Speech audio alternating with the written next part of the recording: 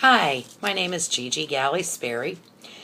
This is my report on dealing with difficult customers, Capstone, MAN 4900, with Professor Morris. A customer enters a popular electronics store, trying to return a surround sound system that was given to him as a gift from his wife. He approaches the customer service counter, receipt in hand, places the box on this counter.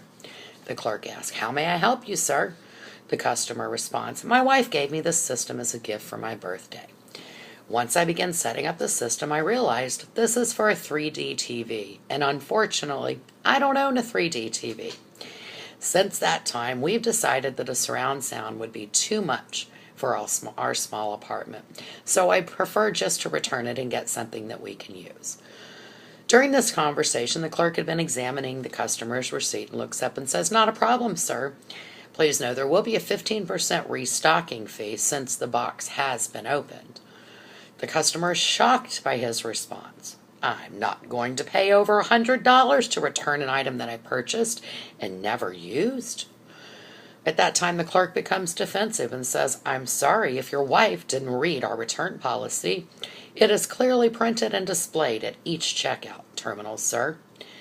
The customer, obviously being upset, has now attracted the attention of a few other customers shopping in the proximity. He turns to them and says, "Can you believe they're going to charge me $100 to return an item that I've never used?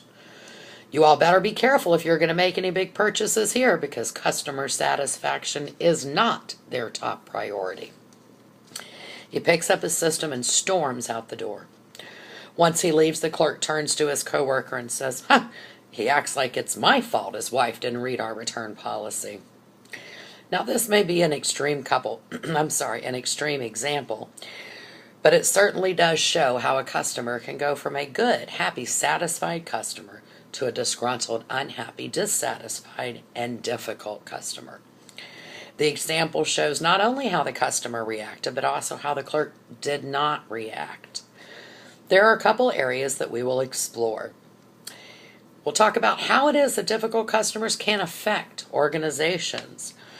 What are the major complaints? Tips to determine what is the real issue that's going on with the customer, and how to address the unhappy customer, and finally, how to prevent the customer from becoming disgruntled or unhappy in the first place. The bottom line is that happy customers make the business world successful. Happy customers should be the primary goal of all organizations. I personally don't believe that most customers enter an encounter with a customer service representative or a clerk ready to fight or ready to get upset unless they've had a previous unpleasant experience. Otherwise, it usually evolves into the bad situation as previously noted. However it occurs, it is beneficial for an organization to have a customer happy, so that when they leave, they are giving that good word-of-mouth advertising. There is no way to determine how far negative word-of-mouth can reach, or how it can affect the bottom line of an organization. There are many reasons that customers find themselves unhappy, dissatisfied, or becoming a difficult customer. One of the most common is not being heard. If a customer feels as if their complaints or their requests are falling upon deaf ears, they'll usually continue to talk louder and louder until they're heard. The end result is a customer yelling and a customer clerk either fighting back or sitting back and just letting it occur. The clerk in the example offered no alternatives other than the ones printed on the policy. He didn't even offer to get a supervisor to see if there was anything more that the store could do to help this man. Another reason customers often get angry, unhappy, or dissatisfied is the lack of effective communication. If the clerk who sold the unit to the wife in the first place had taken the opportunity to clearly state what it was that was going on and how the return policy works, then this could have been prevented altogether. Yes, they did have them printed, but he could have gone the extra mile. Either way, it is always best to over-communicate rules and expectations of your organization to prevent any misunderstandings or misinterpretation.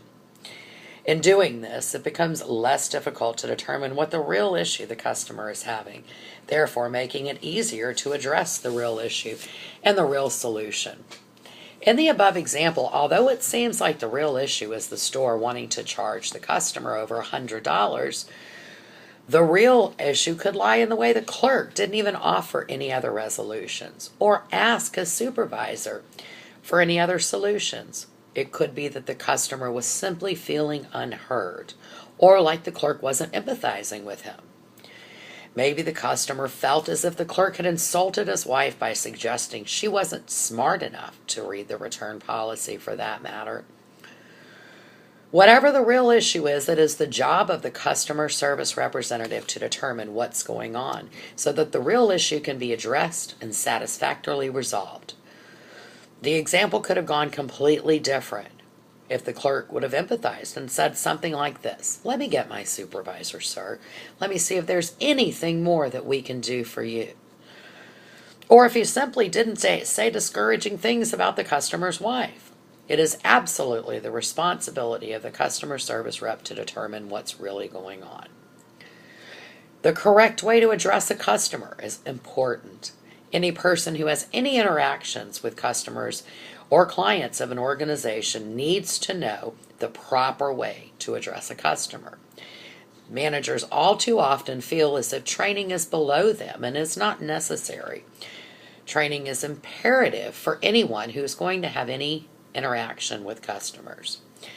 Dale Carnegie writes in the Benefits of Customer Service Training an article that the benefits of excellent customer care skills the benefits that excellent customer care skills provide your business are endless. And that's so true. It goes on to discuss some of the other benefits, including the product and persuasion knowledge that's necessary to make an immediate sale versus a long-term sale. Depending on the type of business you're in, that could be very important.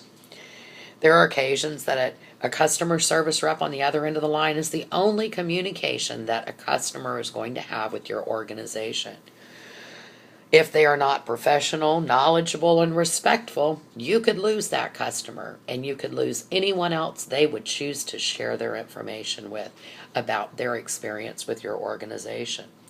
The best outcome from any customer interaction is to have a customer walk away happy and feeling completely satisfied with the organization they were just interacting with.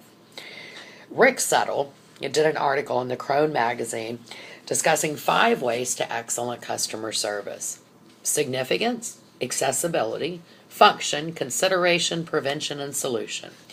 Significance basically meaning that the employee must be trained on the product features, prices, and warranties, and even on the various technical aspects. Accessibility is just what it sounds like. Customers should be able to have access to however it takes to get the answers that they need. Function means when a customer has a problem with products. Excellent customer service means solving these issues and problems promptly, or at least executing a plan of action. Consideration. Excellent customer skills requires effective listening and communicating skills. Prevention and solution is just what it says. Customer service reps should be effective at problem solving. There are multiple ways for a customer to become angry or upset, and our end result is never good when that occurs. There are a lot of different ways to look at and handle difficult customers. It is always important to remember why it is that customers become more unhappy, or dissatisfied in the first place. Are they feeling unheard, unempathized with? Is the communication lacking? What is the real issue that the customer is experiencing? And finally, it is most important to learn all the tools necessary to prevent a customer from becoming angry, upset, or disgruntled in the first place. These are rules to live by if you want to keep your customers happy customers instead of difficult customers. Again, Gigi Sperry. Thank you.